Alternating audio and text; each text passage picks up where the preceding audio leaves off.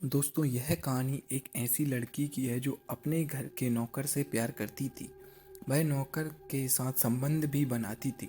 नौकर रोज रात में उस लड़की के रूम में जाकर सोता था और रात भर उसके साथ संबंध बनाता था। सुबह जल्दी उठकर अपने रूम में चला जाता था। जब नौकर मालकिन की लड़की को गाड़ी से कहीं बाहर ले जाता था तो गाड़ी में उसके साथ संबंध बनाता था। लड़की नौकर से प्यार में पूरी तरह से डूब चुकी थी। नौकर लड़की से अपने खर्च के लिए ढेर सारे रुपए भी ले लेता था। कुछ दिनों तक ऐसा ही चलता रहा। फिर एक दिन रात में दोनों मिलकर संबंध बना रहे थे। वह इतने खतरनाक तरीके से संबंध बना रहे थे कि लड़की की दर्द भरी आवाज़ रूम के बाहर तक जा रही थी। लड़की की आवाज़ सुनकर उसकी मम्मी रूम में आ जाती हैं और दोनों को संबंध बनाते हुए देख लेती हैं। फिर लड़की की मम्मी उन दोनों के साथ जो करती हैं उसे जानकर आप हैरान हो जाओगे। दोस्तों, आखिर कैसे इतने बड़े घर की लड़की एक नौकर से प्यार में पड़ी? जब लड़की के घर वालों को सच्चाई का पता चला तो उन्होंने क्या किया? पूरी घटना जानने के लिए वीडियो में अंत तक बने रहें। यह कहानी महाराष्ट्र के मुंबई शहर की है, जहां दीपा नाम की एक लड़की अपने मम्मी पापा के साथ रहती थी। दीपा की उम्र 21 साल थी। वह दिखने में बेहद खूबसूरत और हंसमुख थी। दीपा के पापा राजेश एक व्यापारी थे। उनके पास पैसों की कोई कमी नहीं थी। उनके घर पर कई नौकर काम करते थे। दूसरी तरफ रवि, जो बेहद गरीब और लाचार था, काम की तलाश में मुंबई की सड़कों पर भटक रहा था।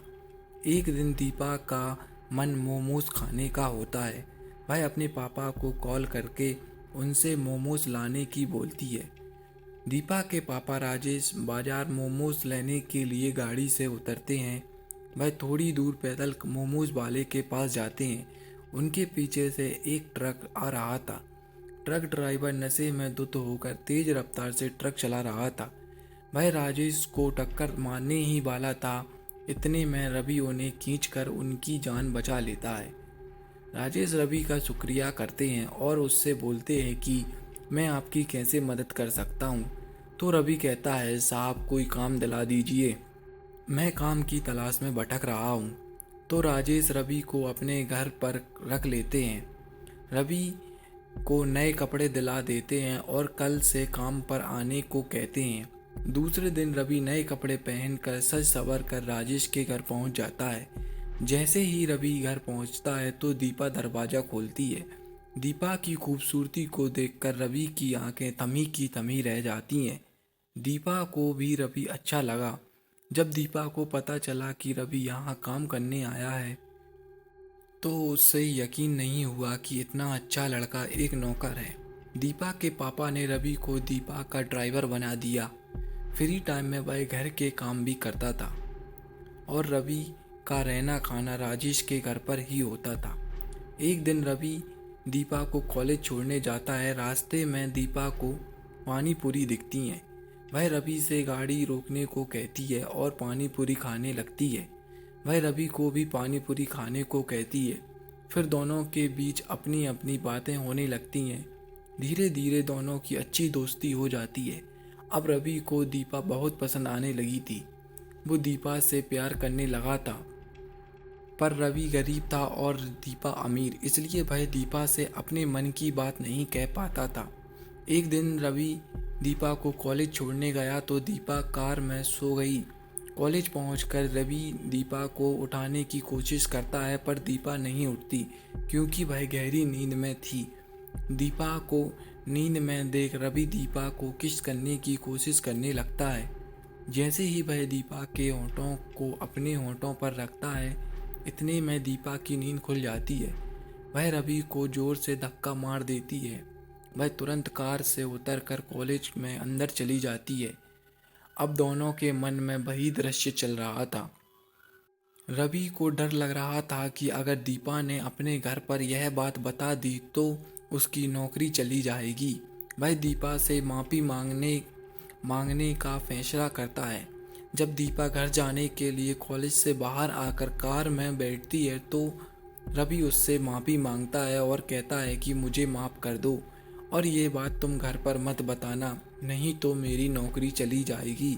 पर दीपा उससे के किसी भी सवाल का जवाब नहीं देती, वह चुप ही रहती है। दोनों घर पहुंच जाते हैं। रात को रवि फिर से दीपा से माफ़ी मांगती है। दीपा रवि से कहता है कि तुम रात को 12 बजे मेरे रूम में आ जाना, तुमसे कुछ बात करनी है। रवि रात को 12 बजे रूम में पहुंच जाता है। फिर दीपा रवि से कहती है, आज जो तुमने मेरे साथ कार में किया मुझे अच्छा लग रहा था। मैं चाहती हूँ तुम वही सब दोबारा मेरे साथ करो।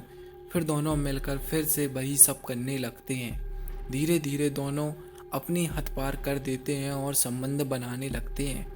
अब वह दोनों एक दूसरे से प्यार करने लगे थे और दोनों संबंध भी बनाने लगे थे। उन दोनों का जब भी मौका मिलता वह संबंध बनाने लगते थे। एक दिन दोनों संबंध बनाते हैं। दीपा की मम्मी उन्हें पकड़ लेती है और जाकर अपने पति को सारी बात बता देती है।